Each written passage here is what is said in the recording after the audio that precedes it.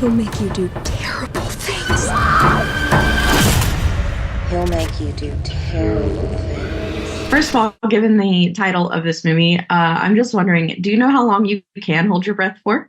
You know, I don't know the exact number, but I know when I was a child, and things maybe are different because I smoked too many cigarettes in high school and all those other things that people do.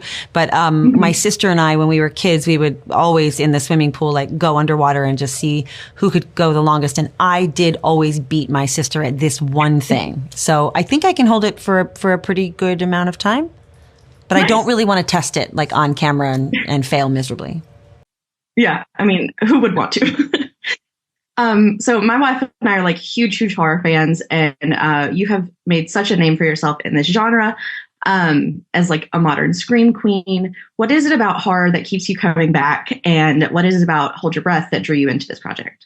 Well, what keeps me coming back to the horror genre is I just love doing it. I love the extremes. And when you're acting in those worlds of extremes, you get to kind of have I feel sort of liberated by the freedom of knowing that no one knows what any one person might do if it was a true live or die moment. And so you're always kind of free, I think, to make any choice. And sometimes they can be quite big, and they can be quite full of emotion and terror and all of those sort of fundamental feelings that we all feel at different points in our lives. And I just love being able to access them in myself. And I love the challenge of it, because it's not easy to simulate that kind of terror, and it's not easy to simulate that kind of upset or fury or grief. And I really like the challenge of it. And of course, what drew me into the movie was the script, and also the idea that I was really excited by was sort of like the beauty, the juxtaposition of the beauty of the landscape and the beauty of our country in that particular time period, in terms of just the expanse of land and little houses, and and just how quickly it turned for the people living in that almost 100 years ago in Oklahoma, and how we had this sort of crisis of a climate crisis with drought after drought after drought, mixed with this man-made over farming of the land and wind erosion, all this perfect, literally perfect storm to create these dust storms that people were very, very harrowing, and like nothing you can really imagine. It's like a wall of black. People talk about in this documentary called The Dust Bowl that Ken Burns did, that I watched before we started shooting.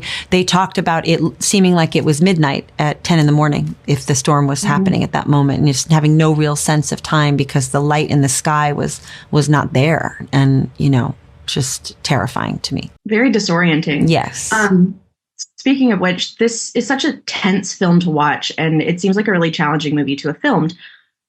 What is something from this movie that you're particularly proud of? Is there like a challenging scene that you're really proud of, or like something where you were like, oh, I haven't done that before? Well, I think in general, I do see myself, and people in my life that I'm close to would argue that I'm more of a nervous Nelly or a scaredy cat than you might imagine. But what I was, and I'm not a very outdoorsy kind of gal, I will say, like, don't get me on a camping trip. I don't want to hike with your dog. I'm not interested in almost any of that. I do like to be outdoors, but the sort of rigorous part of it is like not for me. But I was really kind of proud of myself for sort of standing in the middle of these fields and asking special effects to crank up the fan to almost 75 miles per hour, pointed directly at me with these tubes of just dirt shooting out at me in this sort of high pressure way, and not being afraid of it. And I wanted more. And I always kind of surprised myself in those moments when I'm weirdly unafraid, because I do think I walk around more on the scaredy cat side than not. So I was impressed with, people always talk about, like, in my world, or there's just always like, on Survivor, you would go home immediately. And it's true. And yet here I was in this movie, and I was like, more wind, and I thought, I was like, wow, pretty cool, Sarah. Yeah. Yeah. So you mentioned doing your research for like the time period that it's set, but I also really felt that the film was very apt for like a bit of a COVID allegory and like that fear of isolation. So can you talk about like the sort of like slow spiral of your character? Yeah, I mean, I think this is absolutely, I mean, Karrie wrote the movie pre-pandemic actually, but we were shooting it kind of really in the middle of it. I mean, everybody in the crew was still wearing masks when we were shooting. So that was all very, very present and front and center in our minds.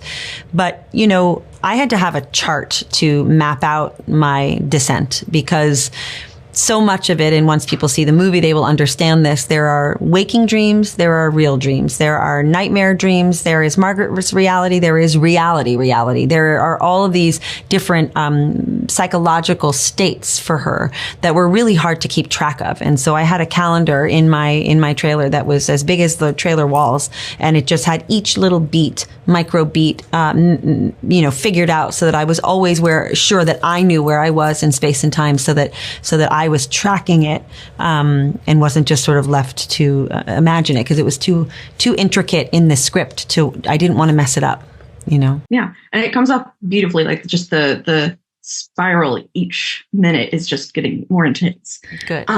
As you go. Good. And then just one last thing before you go, you already have your next Ryan Murphy project lined up. Can you tell us anything about All's Fair? All I can tell you about All's Fair is that I think it's going to be so much fun. And I think it's going to be fun for us shooting it. And I think it's going to be even more fun for people watching it. And we start shooting in about 2 weeks. And I mean, I've been so lucky to work with Niecy Nash before, so I'm really looking forward to being reunited with her. I revere Naomi Watts and Tiana Taylor and Glenn Close. It's an embarrassment of riches. And I'm really excited to get to act with Kim Kardashian. I think it's going to be so fun. And she just seems nothing less than like a consummate professional and incredibly fun and game. And I think it's going to be a really, really good time. Excellent. Well, thank you so much. I can't wait to see it. I can't wait for everyone else to see Hold Your Breath. Thank you so much.